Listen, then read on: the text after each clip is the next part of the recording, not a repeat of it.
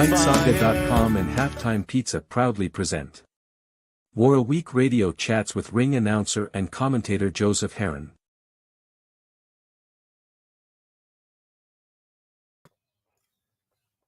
Guys, welcome.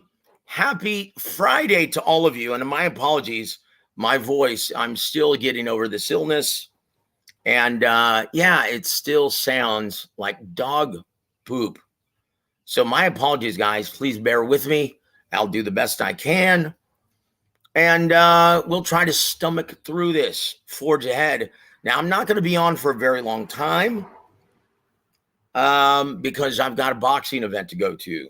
Robert Garcia, he's promoting a boxing event here in San Antonio, Texas, downtown.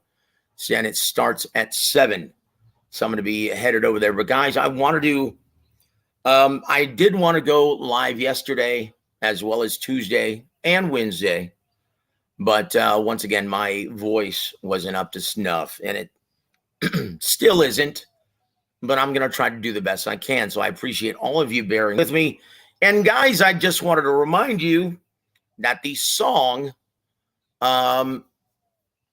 for the intro of the show, that's my son's band, Roshi. They're going to be dropping their new single next week. So I'm excited for that, guys. But let me just tell you, I've been extremely, and I think this is an understatement, I've been extremely disappointed in a lot of our, well, I shouldn't say a lot, handful of our subscribers. Now, once again, I've often stated that you guys, the extended WAWR Radio family, after hanging with us for ever since we've been on YouTube again, are among the most intelligent and insightful and informed, the best informed within the entire YouTube boxing community. And I take great pride in that. But I was shocked to discover that, well, some people, and I don't think they're subscribers any longer because I chewed their ass, because they sent me links, absurd links, talking about, taking me to fan-driven sites, talking about corruption and robbery. Oh, here's proof, Joe. Sending me to a punch counter. Oh, geez. Very disheartening and very disappointing. Guys, our objective on this show, because we are in this business, is to steer you away from all of that fan-driven nonsense. Yeah, that's all it is. Nonsense, guys. And this is the last I'm going to talk about this. Now, once again, the boxing diehards, and I warned you guys of all of this. The boxing diehards that do no longer invest, financially support their supposed favorite pastime. That promoters, networks no longer listen to your pathetic cries of robbery and corruption. Those members of the Teddy Atlas fan club, those butthurt members of the corruption fan club. It's nonsense, guys. It's nothing but fan-driven nonsense and noise. They're a bunch of idiots. Chingao, guys. Once again, Teddy Atlas. Boy, he seems to be the flag bearer and leading the forge in this dog shit. Oh, it's a conspiracy.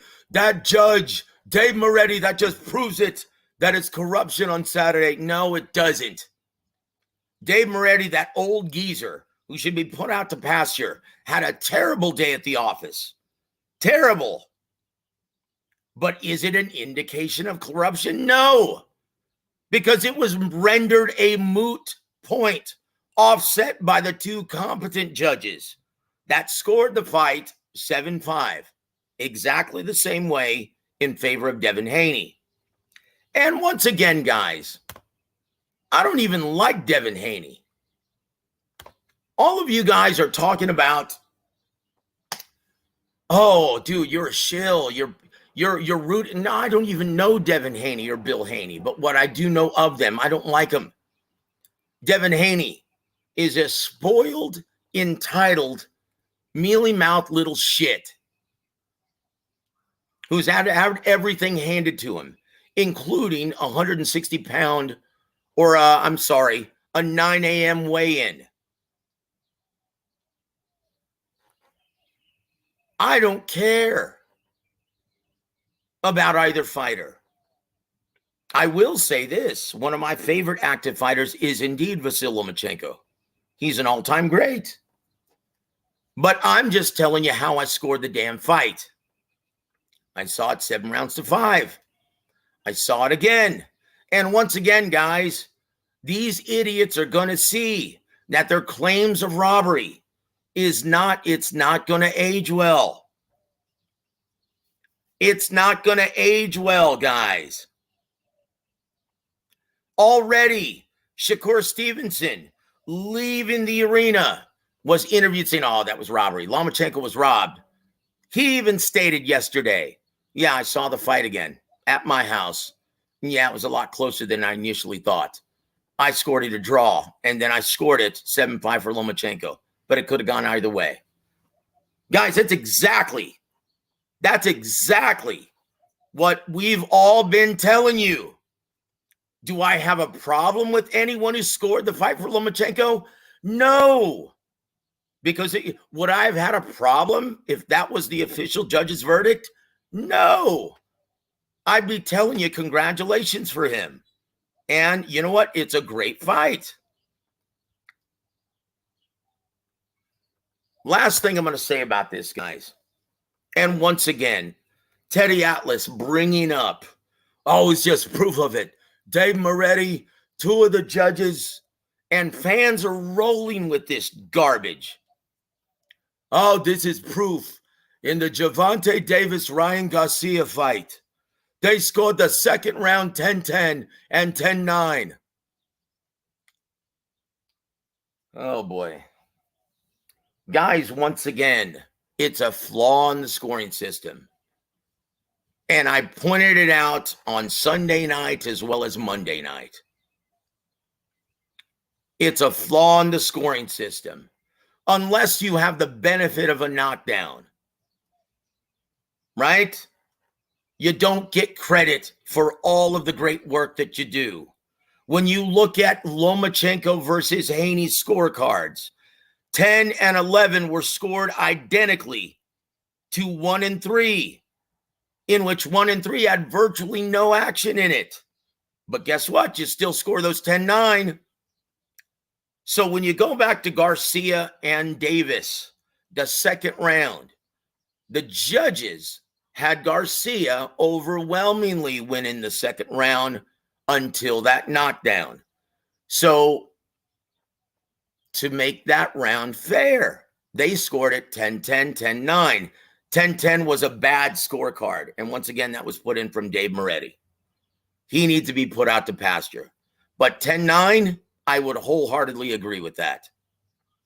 10-9 in favor of Davis. But because Ryan Garcia was overwhelmingly winning the round before that knockdown, instead of a 10-8, you scored a 10-9. Giving him credit for the work that he had done up to that point.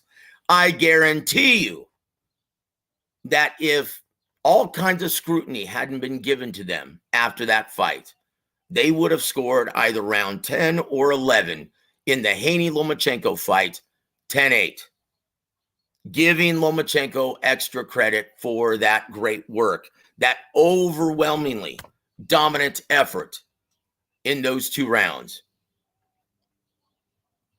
But because there was such an outcry to guys who don't effing know any better, guess what?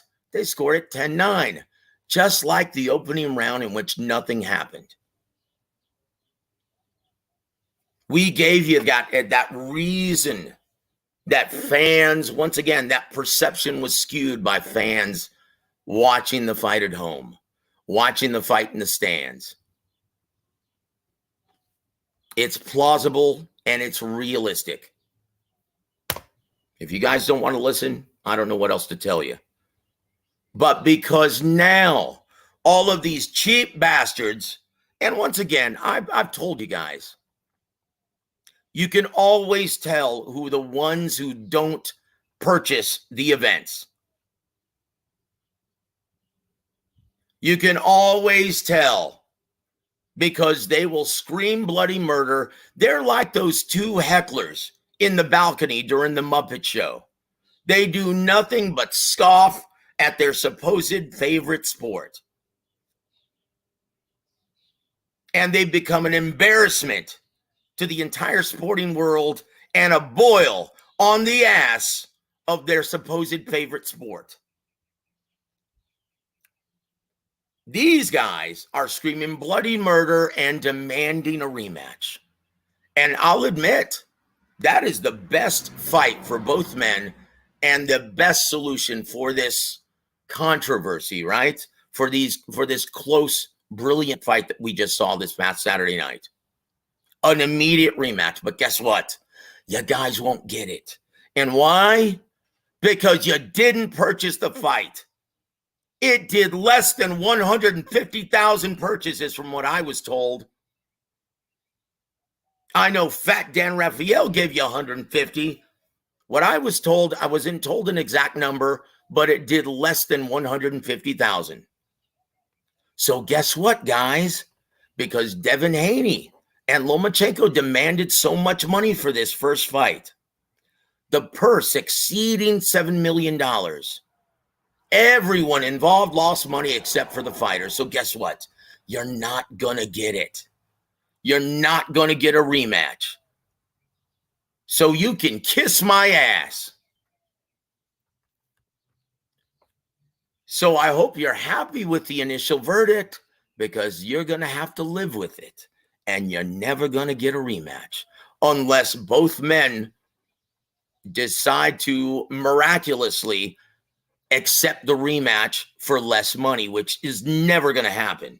And do you really think after losing their ass, ESPN and Top Rank are going to agree to stage an even higher, bigger money rematch?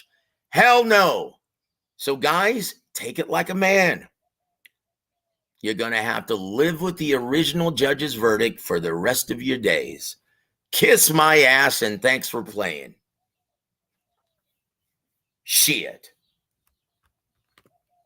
Once again, how does that happen? That everyone is complaining about this judge's verdict. Everyone just happened to watch it.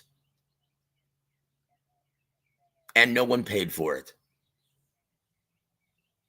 This is why promoters don't listen to your stupid asses any longer.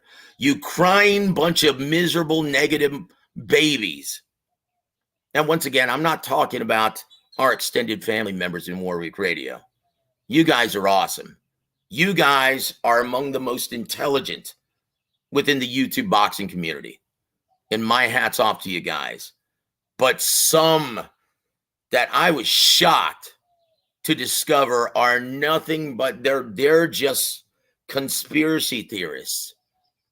And yeah, nonetheless, the result was they unsubscribed. Good riddance. Good riddance to dumbass idiots. Anyway, that's the last I'm going to say about that. But I will say this, guys. Please share your final thoughts, and we're going to put this to bed forever before we start talking about Spence Crawford, guys. I'm going to drop the link in case any of you guys want to save me from just further tearing up my voice before I go see this brilliant event in downtown San Antonio. Now, I'm sure my brother Montequia is going to be there. He's in the queue. Guys, before we get started, and once again, guys, the reason for me bringing this up, one, that's the last time I'm going to address that kind of bullshit. And then two, guys, brace yourselves. Look at the title. And I'm about to publish an article as well, stating this exact same thing. Further stating the reasons why people should learn from this and not repeat it. Is Haney Lomachenko an ominous sign for things to come on July 29th? Spence Crawford. Oh, you're going to be in Uvalde. My apologies, brother. I was looking forward to seeing you, man. But Yeah, is it? Because think about this, guys. If you think Spence Crawford is going to end in a knockout, just like Lomachenko Haney, guys, at the elite level, unless it's the heavyweight division, more than likely it's going to go to a decision. And on July 29th, I'm expecting an almost identical fight. The way this played out this past Saturday, a brilliant, all-action, high-level chess match that results in a very close competitive decision. Guys, buckle up. We're in for it again. And the way these Spence and Crawford fans are, they've replaced the Mayweather and Pacquiao fans of 7-8 years ago.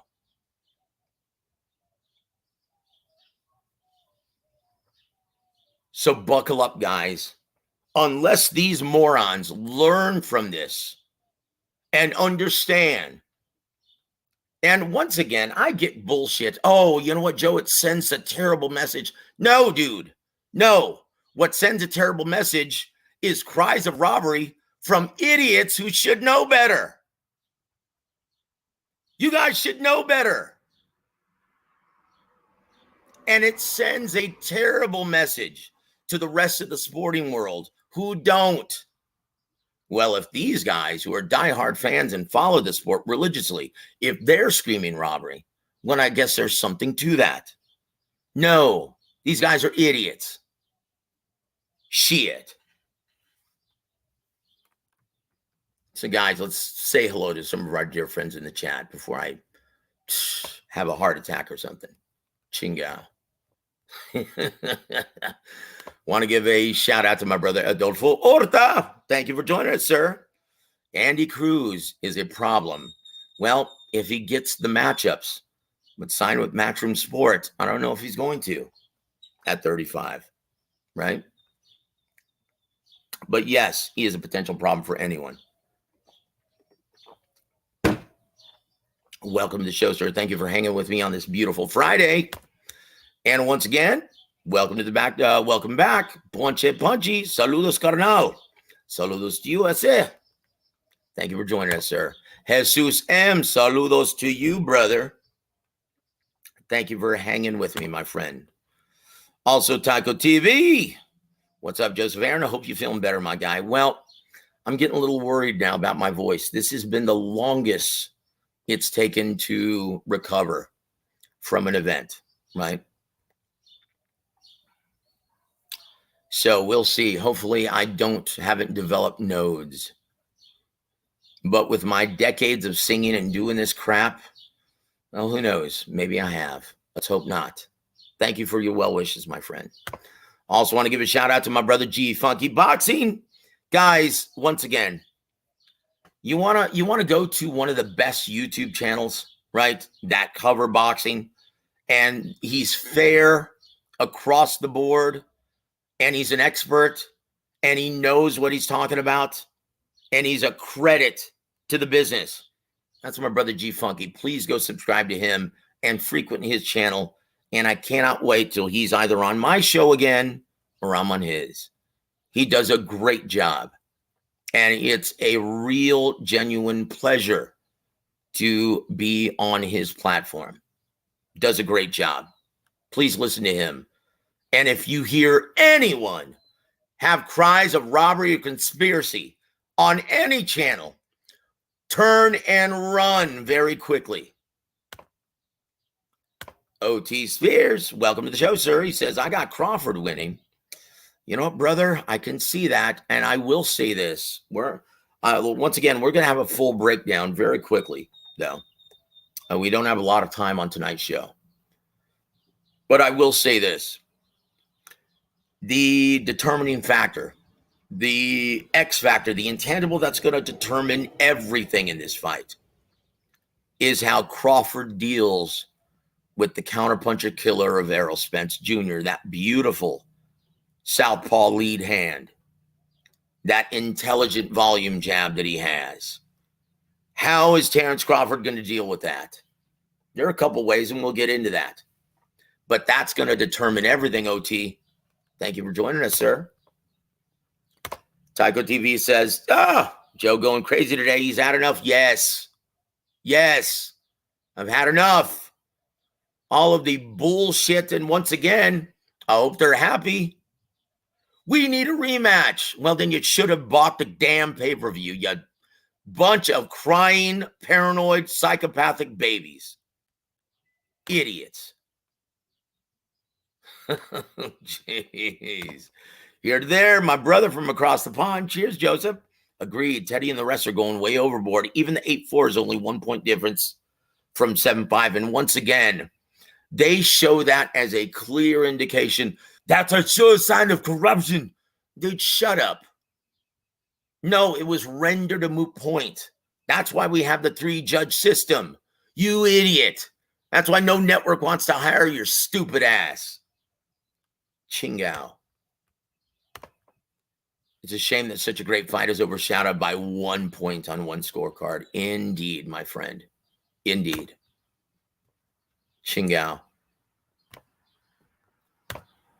Salute Joseph and everyone in the chat. Salute to you, Sid UK. And yeah, you called it on one of my virtual articles that I published because my voice was toast, right?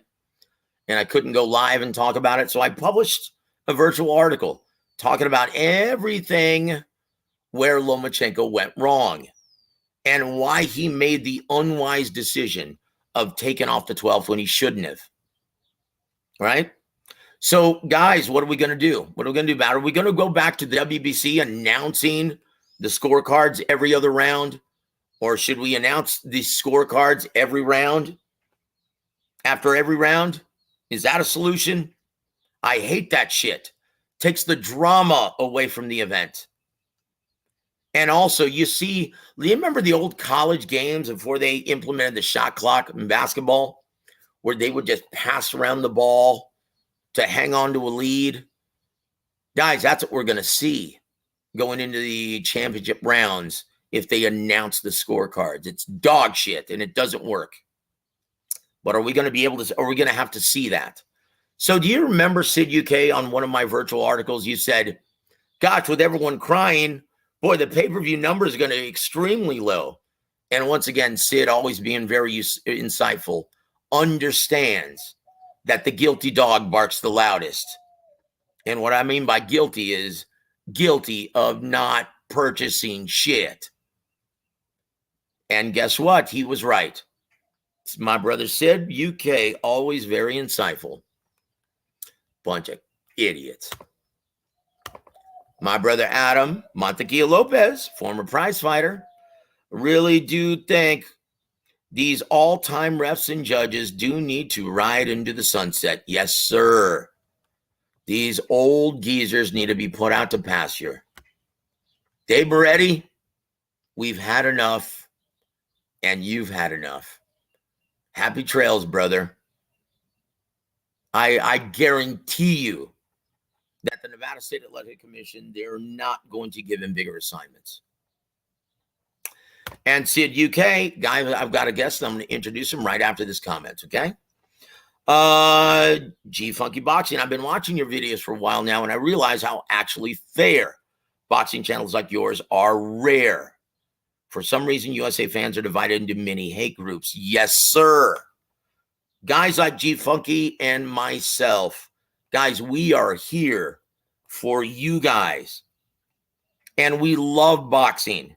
And we don't do this for the damn money.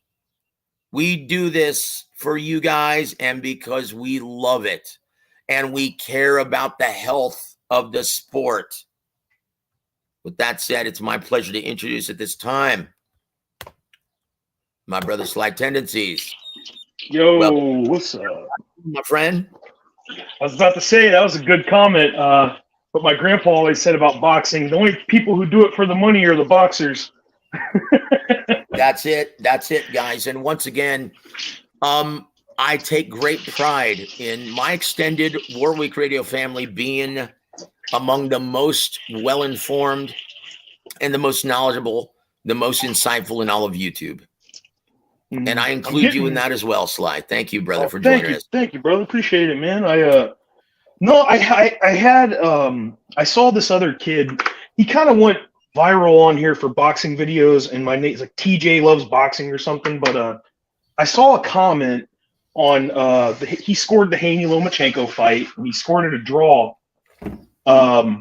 But I saw a really good comment on there, and I wanted to see what you thought about it. But he said, boxing judges are completely disconnected from the fans, from the sport. They don't go to the weigh-ins. They don't hang around for the post-fight. They don't do interviews.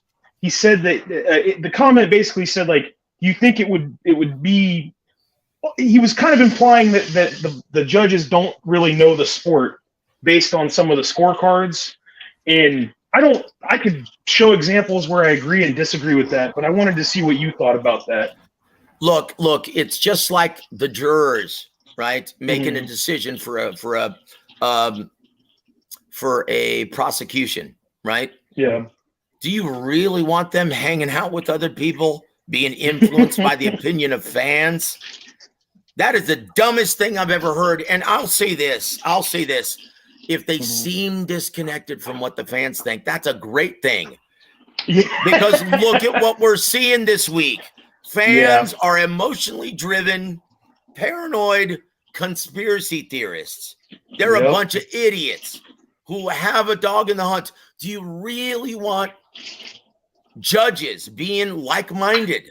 Do you really want them rooting for somebody? Hell no. No, you almost can't be a fan of the sport to be a good judge, right? You can't. That's it. Yeah. And once again, guys, these judges score every round like its own individual fight.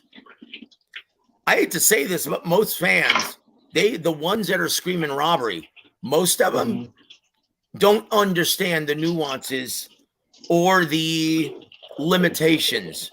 Once again, guys, the scoring process is a very imperfect one.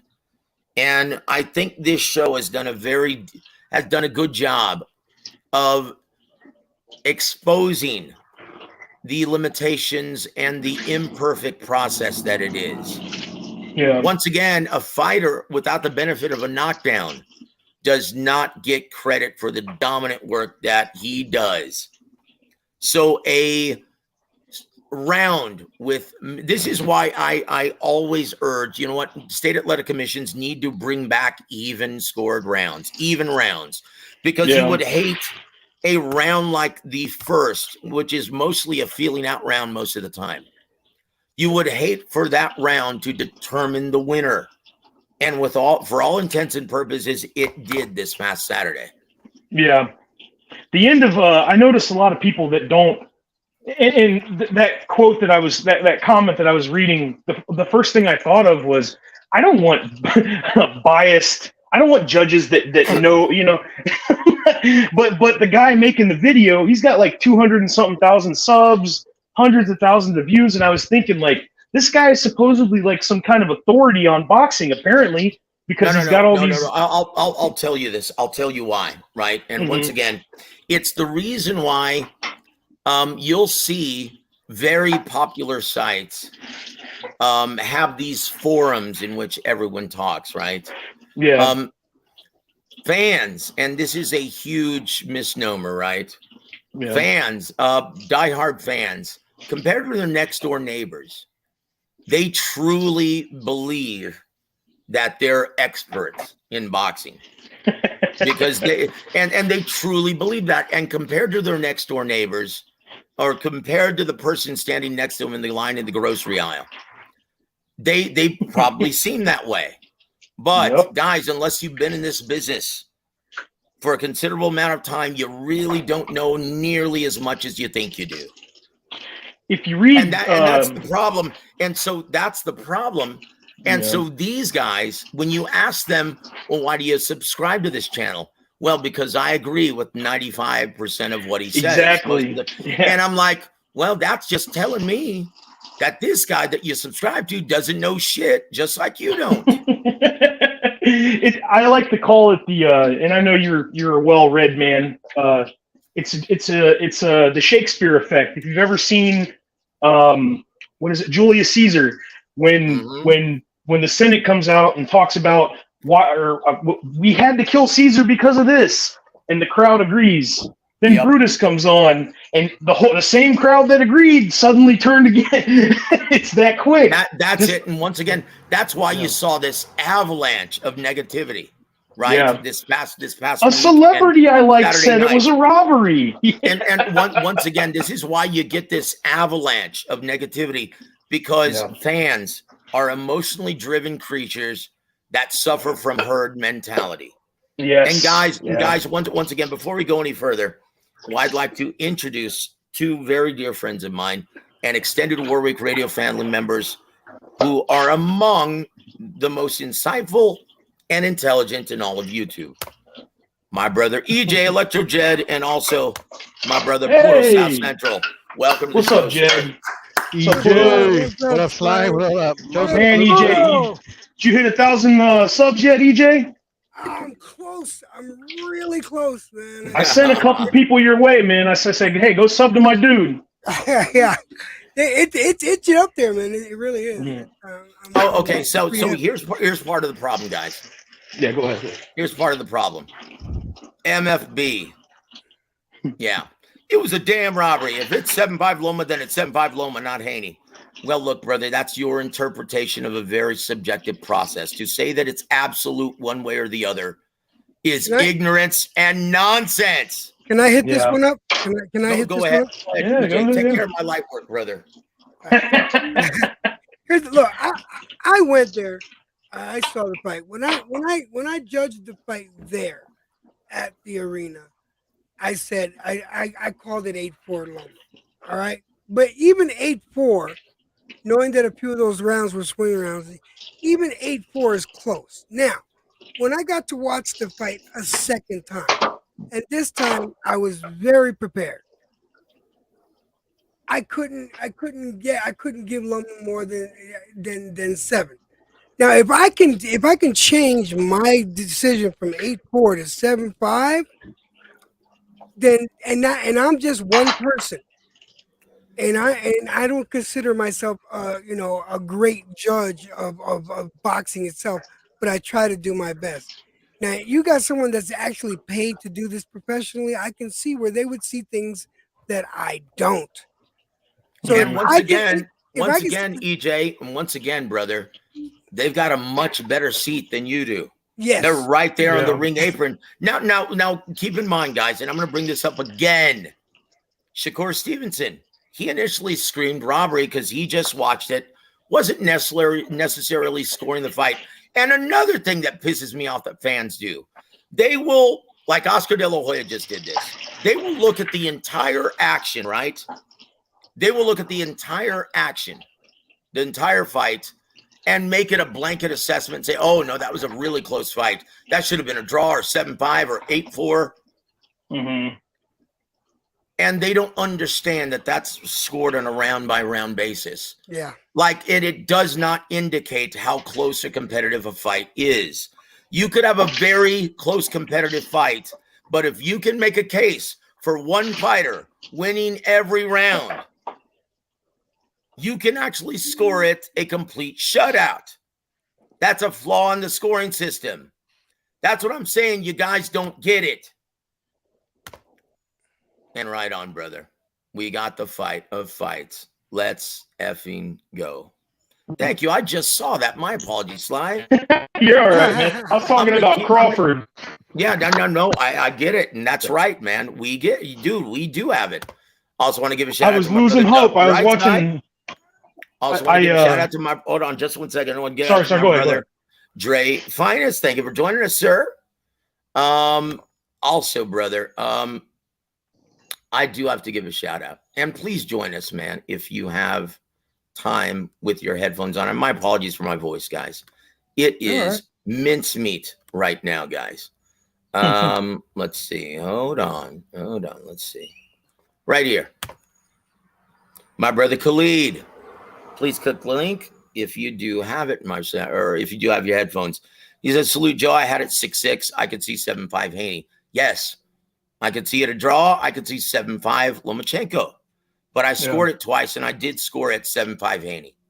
But there were 2 rounds that I noted that could have easily gone either way. That's 7-5 Loma. And once again, guys, it's an objective process with rounds that if it's a close competitive fight, there are swing rounds that could be scored either way. Yeah. And not only that, but take this into consideration, everyone. These 2 gentlemen brought the best of each other out. That's it. They were forced to be the best they could possibly. I have never seen Haney fight like that. Yeah. He Haney came out with something to prove. Haney took some punishment and showed a lot of heart, and came back swinging even more. And then the way that Loma fought, it seemed like he was fighting the way he fought 4 years ago. I tell you what, and once again, all of these idiots who are screaming robbery, not understanding what they're saying, right? Not understanding the flaws in the scoring system, not understanding that, look, unless you scored the fight without rooting for your favorite fighter, right? Unless you score it objectively or trying to do it as objectively as you can. And what I mean by that is not cheering for one side or the other. Unless you score it on a round by round basis, you need to shut the hell up. Okay, you need to shut the hell up. Friends, bro. I thought we were friends, bro. No. I think you would think highly of me more than an idiot, bro. I mean, it's all good. No. Everybody's got an opinion. No. Once again, brother, if you were cheering for one fighter over the other, then your scope is once again a subjective one. You're not looking at the action with unbiased lenses. Surely you can understand that. So with that said, Pluto, I'm going to let you go first, right? Yes, sir. So I'm going to tell you, with what we've just seen, the worst come out of these fight fans. Are we going to see that again in another elite level matchup on July 29th, Crawford versus Spence at the T-Mobile Arena in Vegas? Is this an ominous sign of things to come, brother? I mean, I'm hoping that was the. I mean, that was my view of it. You know, like a couple of years ago. You know.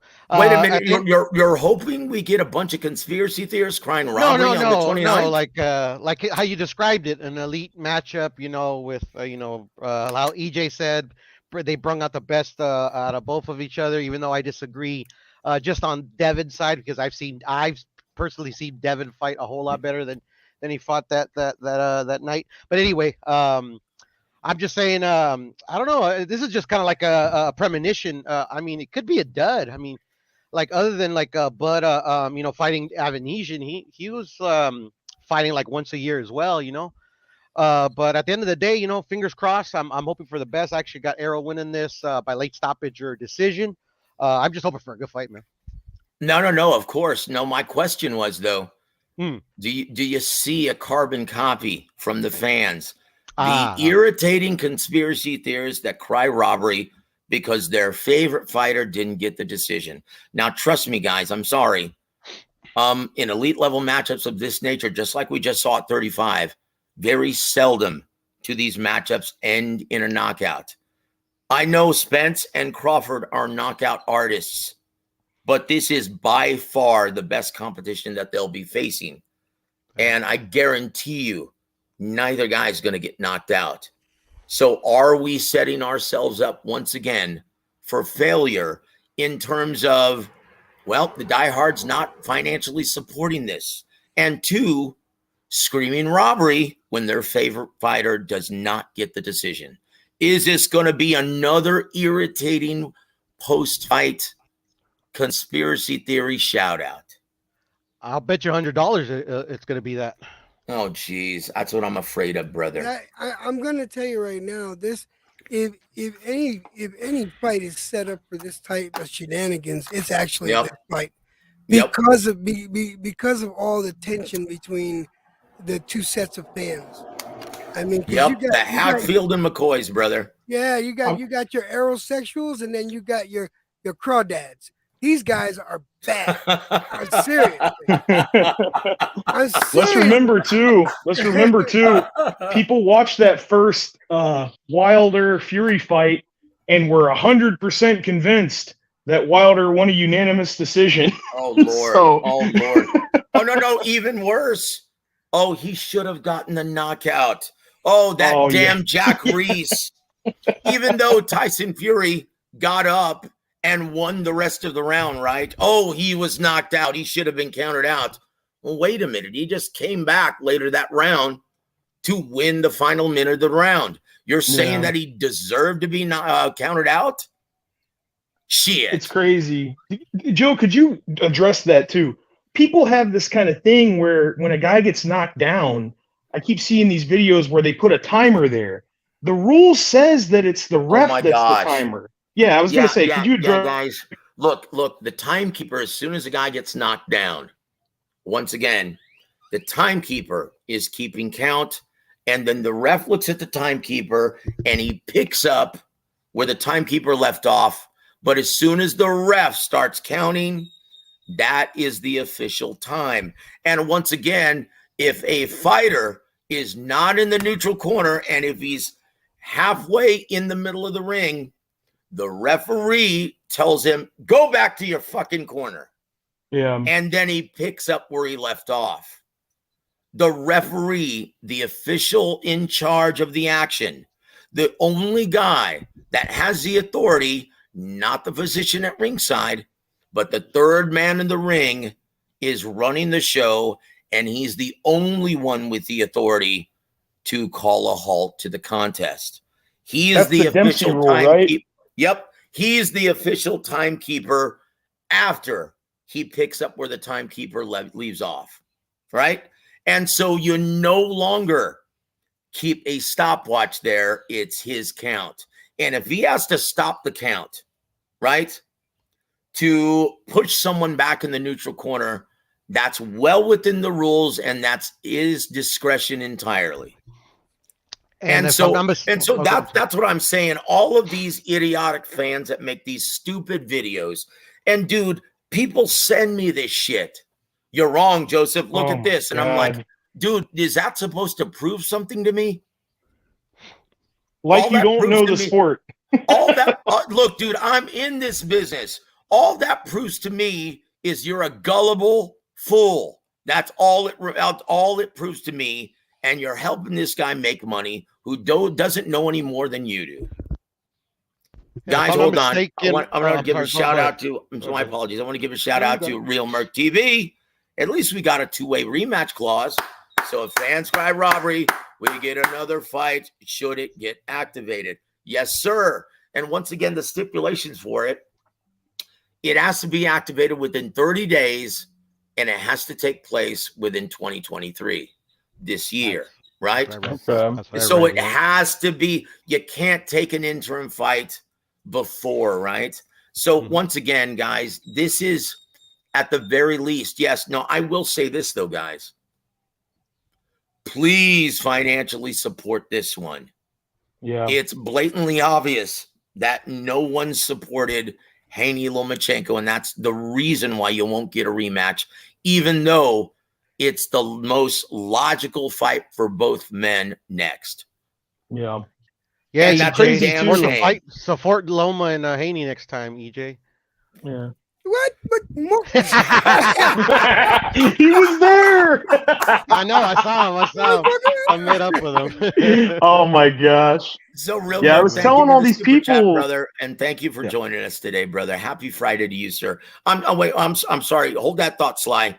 Yep. Puro, you were going to say something, sir. No, I was just gonna about the Wilder and the count or whatever. I believe Russell Moore and Jack Reese had to tell Deontay Wilder to get back both times. So that's right, guys. That's right. Deontay Wilder a little bit, That's right, guys. And once again, now this is like your boxing history.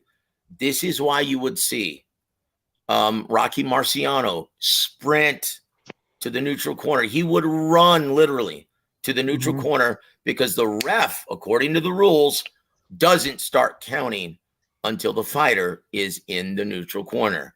Yes, sir. Right? That's it, guys. That's it. Mhm. So, Sly, as you were, my friend. Oh no, I was just gonna say they started that rule because of when Jack Dempsey fought, was it Jess Willard? Mm-hmm. And they wanted to make it less brutal because in that fight, Jack Dempsey beat the dog shit out of. Yep. And how many knockdowns were there in that fight? Oh my gosh, I think it was 15. I mean, it was insane. Yeah.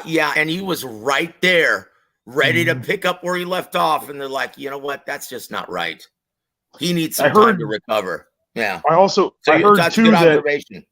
yeah, they did it too because of this is kind of like a rumor I heard, but my grandpa always told me that they freaked out too after Max Baer because he had killed a couple of guys. And Yeah. Max Baer was like the sweetest guy ever, by the way. He gets portrayed in a really bad light in that Cinderella Man movie, but he was actually like a really nice guy.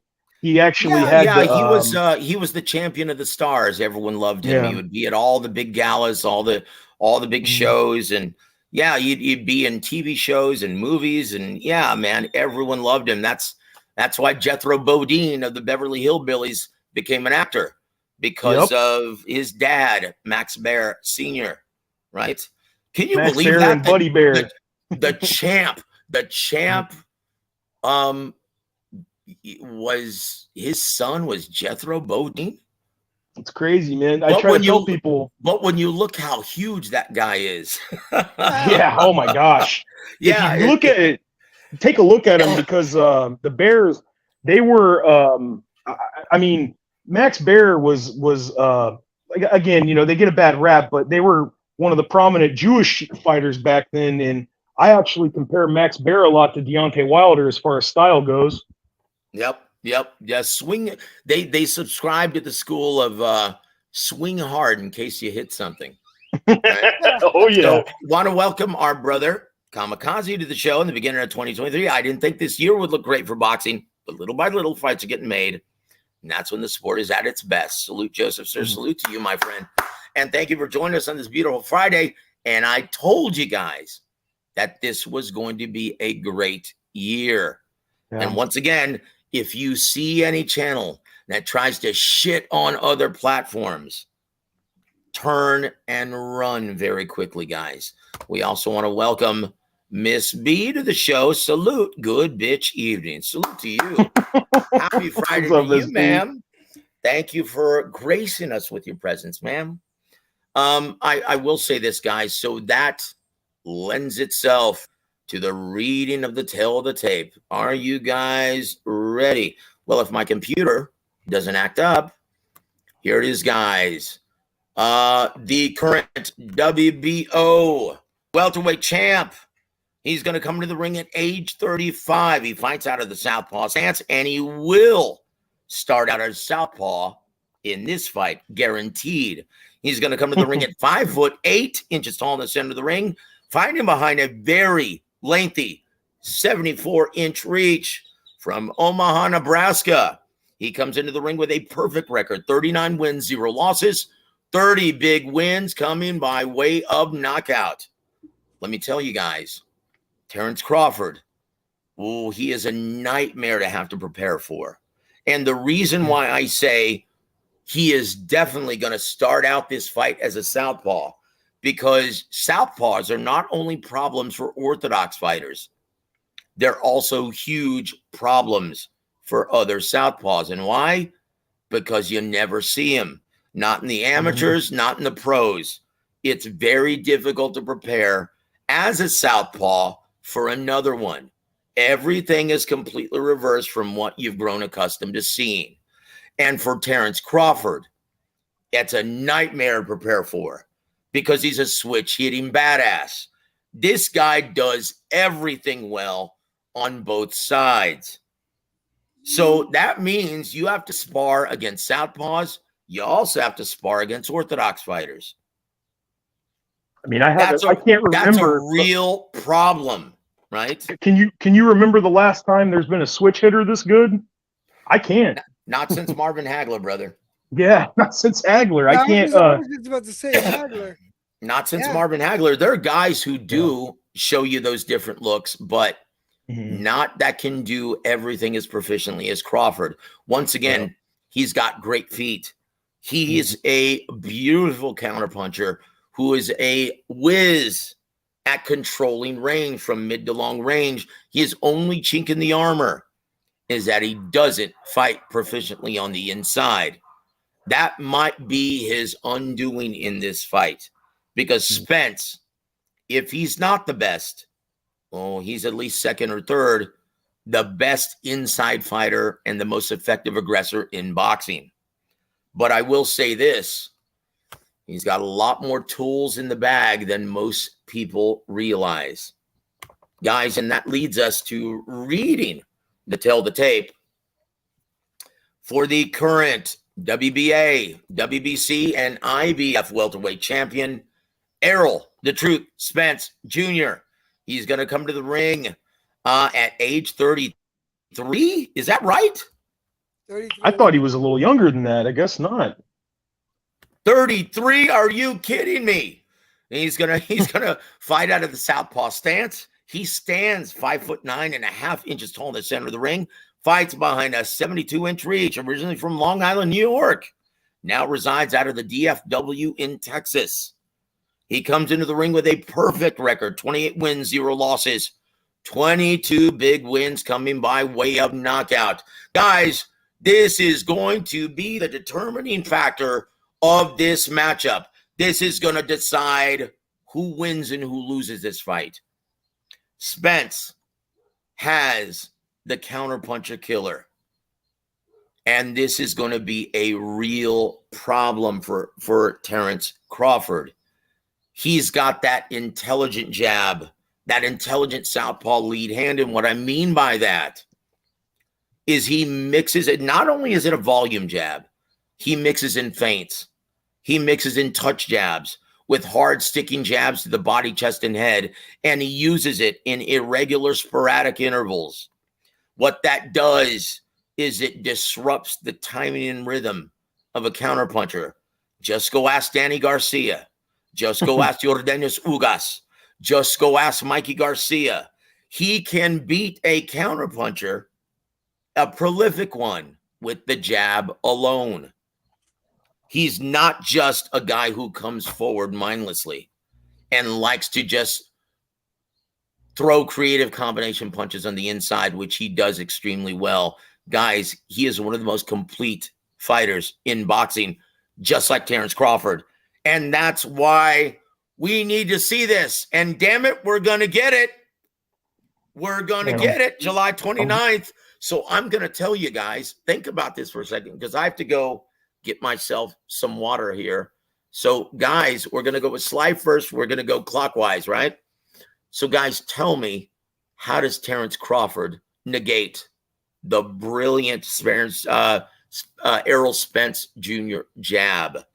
I'll be back in 30 seconds, guys. Yeah. Man, I tell you, I really feel like Crawford has a speed advantage, but at the same time, I think the other thing is that he has great timing. So the only way he's getting around that jab, he's going to try and like you said, he's great at distance management. But I think for Spence to get in there, I think he's just going to use the jab to set up and get close to get some of those body shots on, and that's something that I think a lot of people are neglecting. I can't remember the last time Terrence had to deal with somebody who was as good a body puncher. Go ahead, Jed. Well, my thing, the way I'm looking at it is like this. Even though Spence is prolific, he's a prolific boxer. He has this excellent jab. People still forget that Crawford's still going to have the reach advantage. Yeah, Crawford's still going to have a 2-inch reach advantage. So if Crawford could get that jab off, and since excuse me, and since Crawford likes to be mid-range to long range, I think Crawford would be able to control that distance better than most boxers, and he's not going to get caught. Not in the way that other fighters have been caught. Yeah, Crawford has been caught having to mix it up and fight in the telephone booth. He doesn't like doing it, but he's capable of doing it and successful at it. Yeah, I was gonna So, say I think a good plan. It reminds me a lot when Lennox Lewis fought against the bull, the Brahma. What was his name? Before he went crazy, he was training with Emmanuel Stewart though. The Atomic Bull, Oliver McCall. My bad. McCall.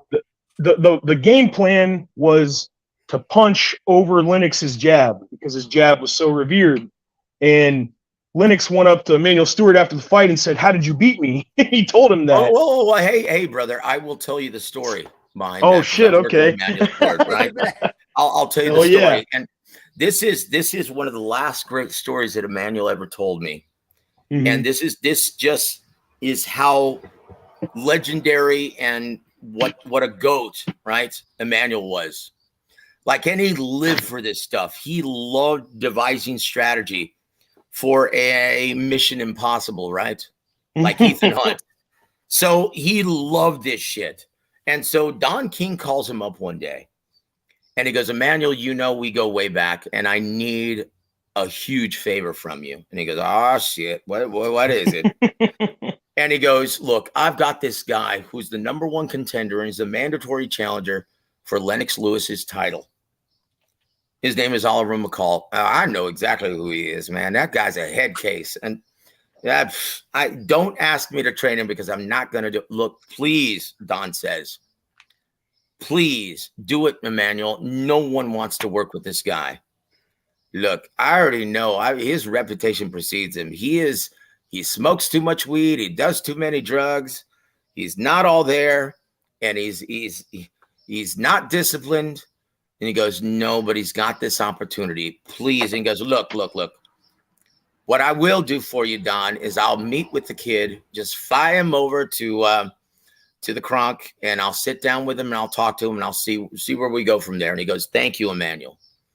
So Oliver McCall arrives, and he doesn't even see what he's got. He just sits down and he talks with him for 4 or 5 hours. And Emmanuel calls up Don King and says, look, for you, Don, I'll do it, but just for this one fight and this one fight only. That's it. And so he goes, look, I'm going to train you for this fight. He tells the Atomic Bull, right? Tells Oliver McCall. Mm-hmm. And he goes, look, he's taller. He's rangier. He's stronger. He's smarter. He's got a deeper amateur background. You're completely outgunned and outmatched. But what I have noticed is the kid is way too liberal and he's brimming with confidence, almost arrogant. And the reason why I know that is because kids like that are too arrogant and too confident in themselves are way too liberal with their big right hand. Now, once again, this is before Lennox Lewis started using the jab in a disciplined manner. He was a young kid, and he was the gold medal winner. He was a real stud in the amateurs, real stud in the pros, young titleist. And so he thought no one could take his power. He thought he was the smartest heavyweight. He thought he could beat anybody and couldn't be beaten. And Emmanuel goes, well, what we're going to do, because we only have 6 weeks to work. Once again, you're overmatched and you're fundamentally flawed. You don't have the same fundamental as Lewis. So what we're going to do, we're going to work on one thing and one thing only. So it's ingrained in your psyche. So it's muscle memory for you and it's automatic. As soon as you see that right hand, you're going to slip it and counter it with the overhand left, straight right hand, right left hook, straight right hand down the middle.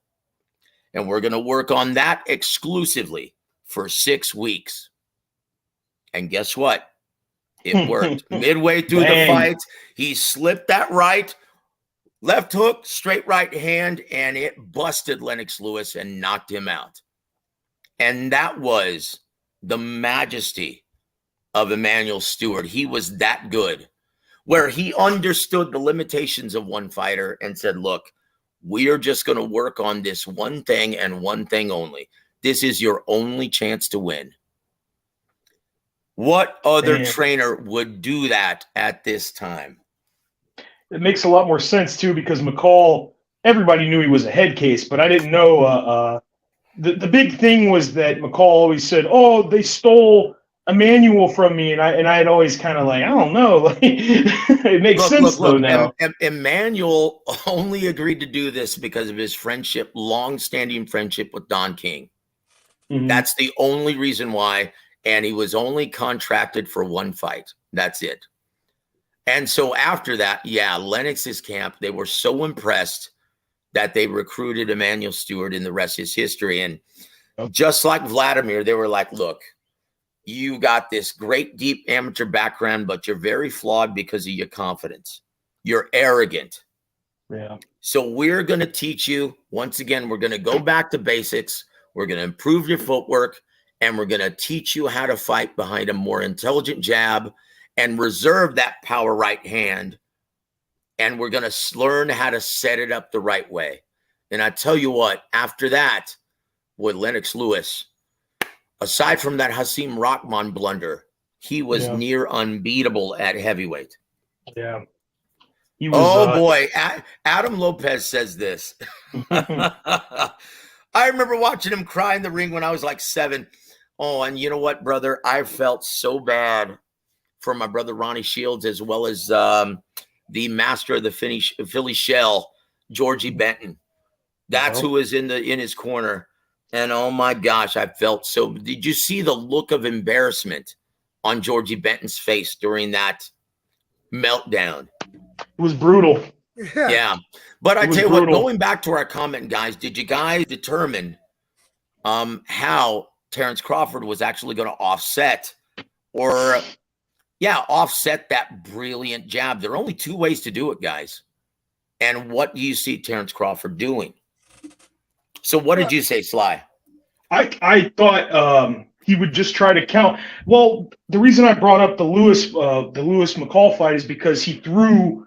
It's kind of like when Ali fought against Norton the first time. Clutch's game plan was, when you see Ali's pec twitch, that's his tell to. That's it. He said, that's it. To jab with him. But yep, that's it. And it's almost like finishing your opponent's sentence, right? Yeah, but you have to have good timing and reflexes to do that. That's it. You've got to win the jabbing contest. And I don't know if Terrence Crawford's going to elect to do that. In my opinion, what he's going to do, EJ, do you know? Well, what did you say? I had said this because Crawford still has a 2-inch reach advantage over EJ. That being said, Crawford does have excellent speed. Does he have enough speed to get the jab out before? It's all about timing, brother. And a perfect example of seeing a fighter negate another fighter's best weapon. Go back and look at Andre Ward versus Mikkel Kessler in the Super 6. Andre Ward did a masterful job of winning the jab contest, and once again, timing it effectively, finishing his sentence, right? Mm-hmm. As soon as he'd snap out that jab, you'd see Andre immediately answer it back, discouraging him. And once again, how proficient is Mikkel Kessler without his primary weapon? Yep. Couldn't get in on him, couldn't do anything. Couldn't do a damn thing. He was one step behind him the whole time, and he tried to say the elbows and all that shit, but it was just he couldn't get his jab off. Yep. And I tell you what, brother, the chances of Terrence Crawford doing that to Spence, I don't see it. He's not busy enough. He's got an intelligent jab, and he's so good at controlling range. But boy, that Spence jab is going to be a real problem. It is. I see him doing this, EJ. I see him doing this. The other way to offset a jab is to use lateral movement, and he's already shown that. Go look at the Victor Postal fight. Yeah. He uses and that was an adjustment too, Joe. Yep. He uses great footwork, lateral movement, consistently turning his opponent and setting up those traps so he walks into those straight right hands, straight left hands, right? So That's what I see. That was what my issue was going to be. Is that because Crawford is fast. But that jab of Arrow. Don't get me wrong. You're right, because he can snap out 2 or 3 of them, and it's busy. and a feint on top of that, right? Yep, Yeah. guys. And once again, you look at the little things that he does. Anyone who believes that Errol Spence Jr. is a one-trick pony, they need to go watch more fight tape. This is a guy that does subtle things. Once again, look at the Danny Garcia fight. Look at the Mikey Garcia fight. Look at the Yordenis Ugas fight. He does these little things where he takes these little half steps back. So he's still in position to counter effectively, but he's not. He controls range brilliantly with that lead southpaw hand. And it's going to be a real problem. But I see Terrence Crawford. I see him using lateral movement to negate the jab.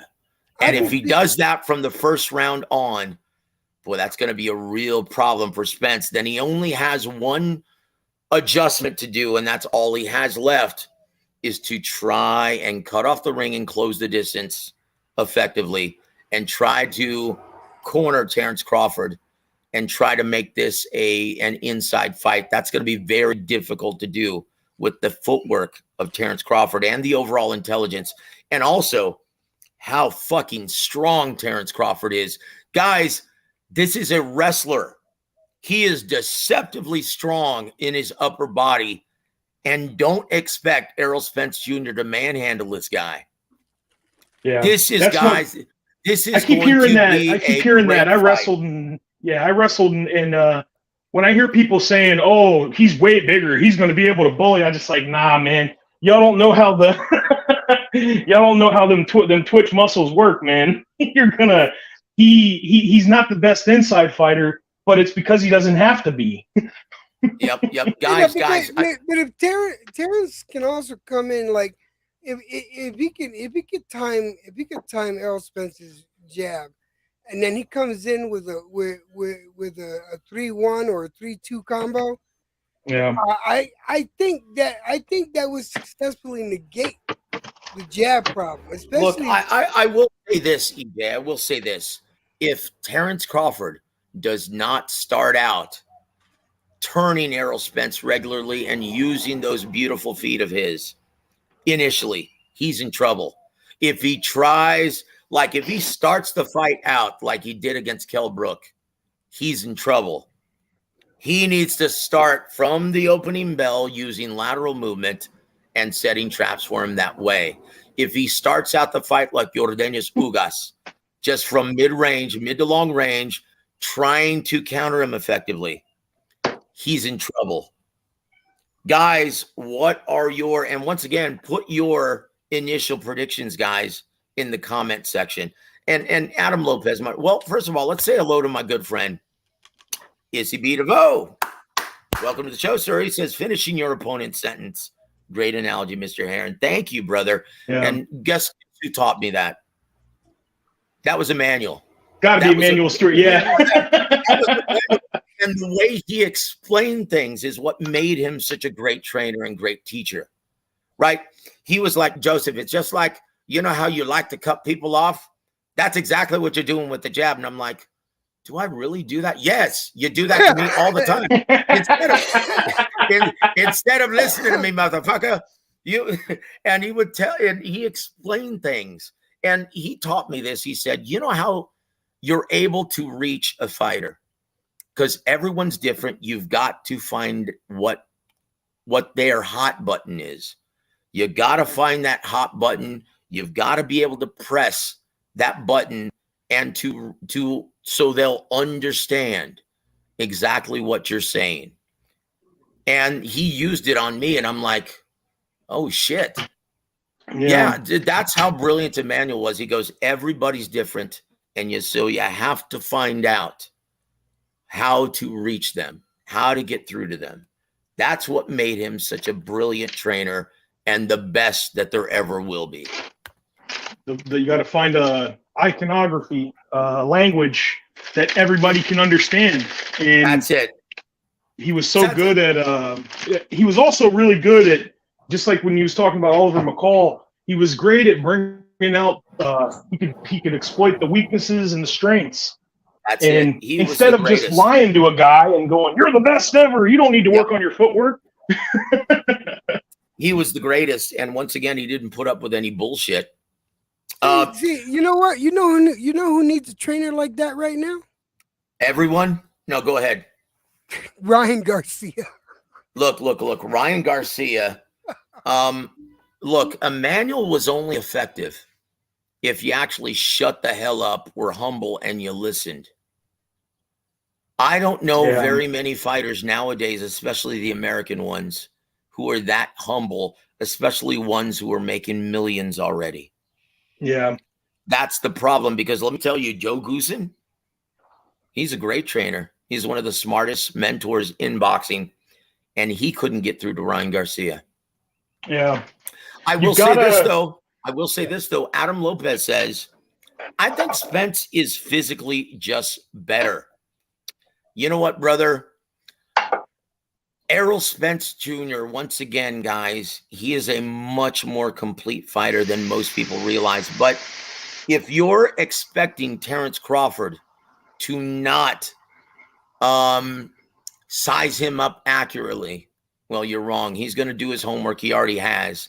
And he understands exactly what he's up against. Guys, this is going to be another great action-filled chess match at the elite level. And once again, it's setting the boxing world up for colossal failure, because it's not going to end in a knockout. You're going to see the worst of fight fans once again. And it's a damn shame. Pharrell Parker says this. Welcome to the show, sir. Says, Adam, Crawford inside is underrated. No, he's not. No, he's not. In fact, that's his only chink in the armor, Pharrell. He's got too much dog in him. Way more than he should. Look at the Igas Cavallasquez fight. Yeah. It was an easy fight from mid to long range. And as soon as he gets in the pocket and tries to fight, what happens? He gets hurt. But I will say this, though. Remember, he had to be talked out of what he was doing, too. He was being arrogant, and he was going to keep trying to fight that way until the coach was like, listen, stop doing that. Now he says this. There's sparring footage of him fighting inside against Adames. Well, I'm sure he looks great fighting in the inside against Carlos Adames. And why? Because Carlos Adames is a donut fighter who can't fight on the inside. I was about to say. Come on. Come on. Jing Gao, dude. That's like making me a sparring partner. Jesus. Dude, look. And you're going to see this. And this is what makes Spence such a special fighter.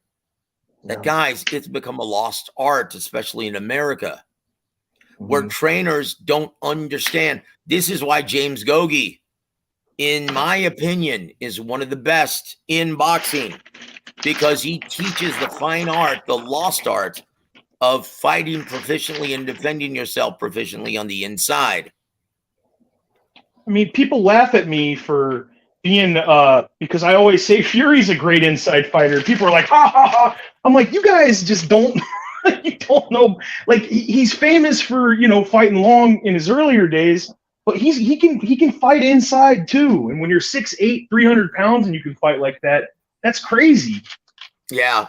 Look, Sticky guys. hands.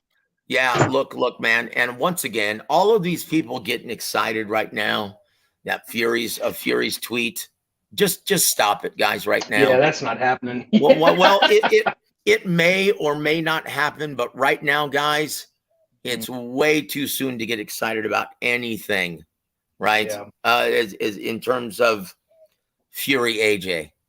Now, it's a fight that we'd all love to see, but come on, guys. Until it's announced or on the verge of being signed, I'm not going to get excited for a damn thing when it comes to the heavyweights. I will say this, though, and final thoughts, guys. And once again, I want to get your thoughts on this. For anyone who wasn't paying attention to the purse bid yesterday, right? So this is a guy who was demanding and calling Tyson Fury greedy belly, right? Oh, he doesn't want me to make $40 million. Well, you know what? Because you're not worth that damn much, you moron. You called it, Joe. I was going to say earlier, you definitely, I saw it. You called it by a mile. I didn't see it. You got to tell me this one because I've been Okay. busy. So I said, look, Frank Warren is purposely not making a deal, and he's pushing this to purse bid because he understands that Alexander Usyk, this is a lesson in veteran promotion, right? You're a Hall of Fame promoter, Frank Warren. He's going to push this to purse bid, I said, because he's going to show exactly what Alexander Usyk, what his real market value is, what he's really worth. And guess what? The purse bid came, and Alexander Usyk, Daniel Dubois, was won by Alexander Usyk's promoter, Alex Krasyuk. And the winning bid was only $8 million. Jesus Christ. And this is a guy who was calling Tyson Fury and Frank Warren, calling him greedy belly. No, brother. Your unrealistic demands were what caused the Fury Alexander Usyk fight to fall apart.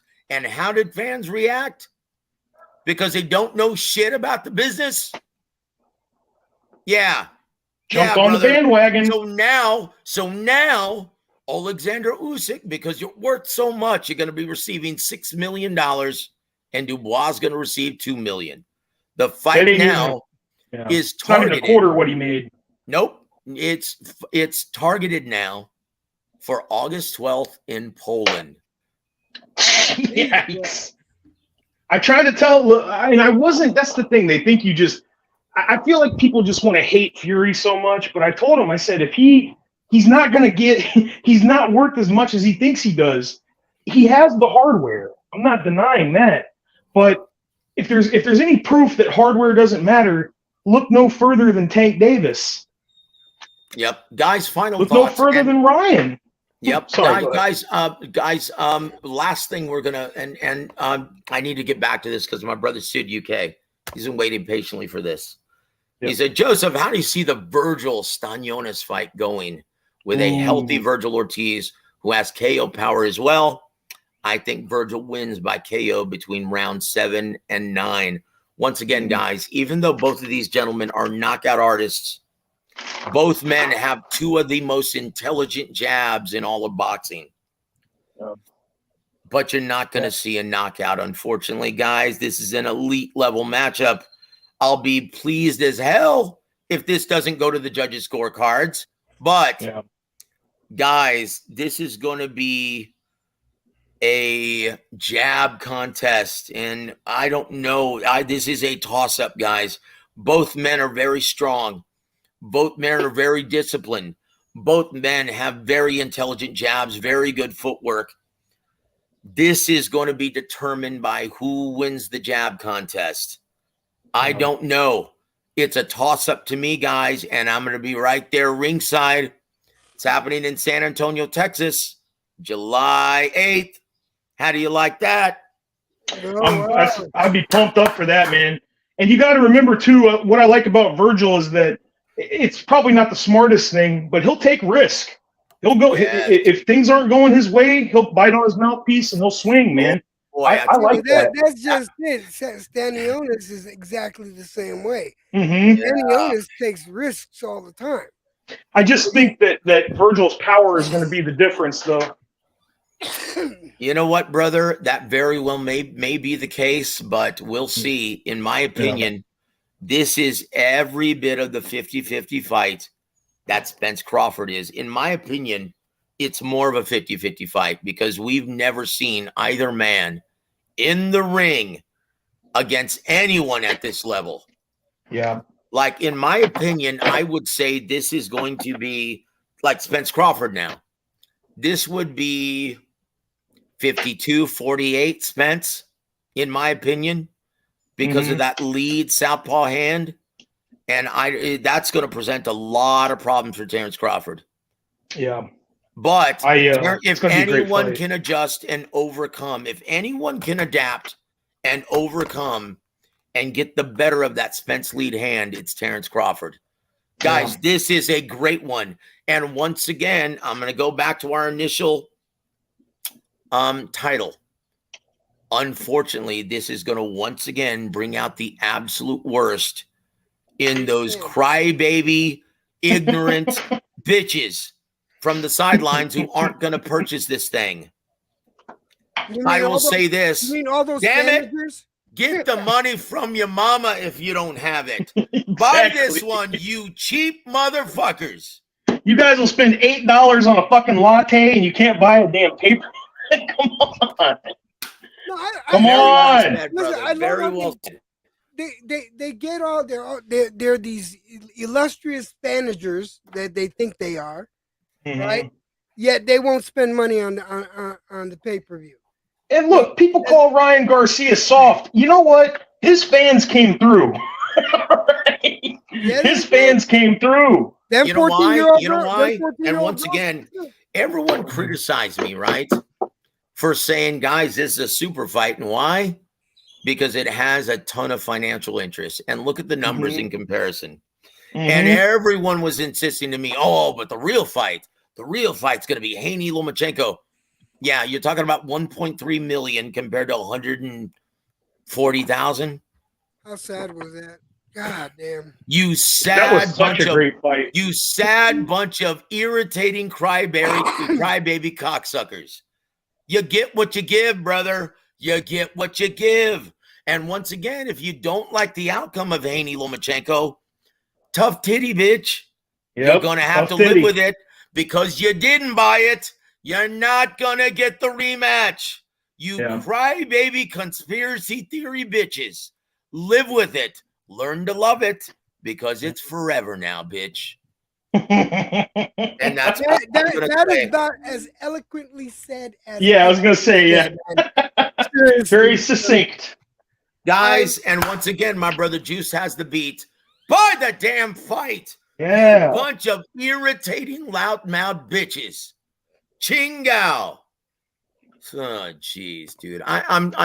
So once again, we're putting this to rest forever, right? We are no longer talking about conspiracy theories. And you know what?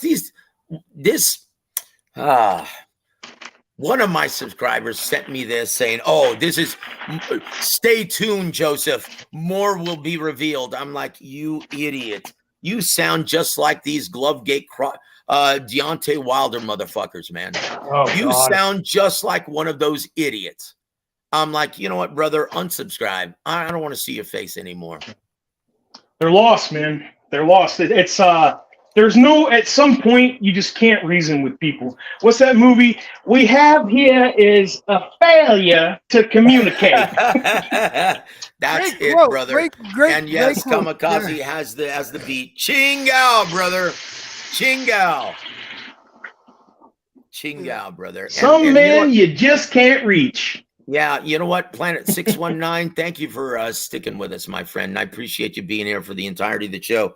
But my voice is pretty much all but gone, guys. So, EJ, please tell us where to reach you. And please ask your War Week Radio Extended family to immediately go over to your channel and put you over 1,000, brother. Yeah. Oh yeah, guys, help me out there. That 1,000 mark is all I'm waiting for.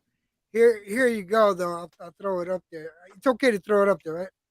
Yes, sir. Please do, my friend. Please do. Yeah, I'm 32. I think it is 32 away from. Please, guys. Please. He's 32 away from monetization. Help out, guys. And please, guys, if you listen to this on the replay, please go help our brother EJ Electrojet. Thank you, my friend. Yes, Adam, I'm sorry, but that's what ignorance does to me, my friend. And especially when they have their good friend Joseph Heron trying to steer them in the right direction. Yeah. Brother, you know me. How long have I been doing this shit? Come on, Adam. Is this really that surprising to you? No, he knows I can get worse, brother. And he says, oh, come on, man. Chill, dude. And he also says this, and this is hilarious. Dude, all my money goes to OnlyFans sluts. Damn. Well, it's hard to argue against that. Well, brother, they don't call him Montequia Adam Lopez for nothing. Yes. Yes, I went there, brother. I went there. So, EJ, thank you. Thank you for being our brother, and thank you for hanging with me on this beautiful Friday, man. We love you, my friend. And next time you go live, man, I'm gonna go over and join you. Please, I'll return the favor. Right, thank you, my friend. Right back at you, Joseph. It's Sly. Sly, it's good to be up on a panel with you, brother. It really is. Yeah, man. I'm sorry I haven't been on a little bit. Usually, I catch the show while I'm at work, so it's hard for me to jump on. My boss is gonna be like, "What the hell are you doing?" So, but I listen though, man. And I get the comments and I get the rewatches, man. Sly, you don't have your own channel, do you, brother? I do, but I don't really do anything. I just, I just like to jump on just like to hang out with you guys. Not a lot of people that really. When I was a kid, boxing was just everywhere, but now it's just kind of like a niche thing now. So it's good to hear people that actually know what they're talking about. Well, thank you for being here, brother, and thank you for Yes, being a member of the WAWR Radio valued extended family. We appreciate it, man. Very insightful, EJ. Very insightful. We appreciate your commentary. Also to Puro Sound Central, who was on the show before, and everyone in the chat. Thank you for hanging with me and bearing with my, anger management issues on this episode. But guys, on behalf of the incomparable Electro Jed, as well as Sly Tendencies, guys, I'm Joseph Heron. You've been listening to WAWR Week Radio. Have a great weekend, everybody.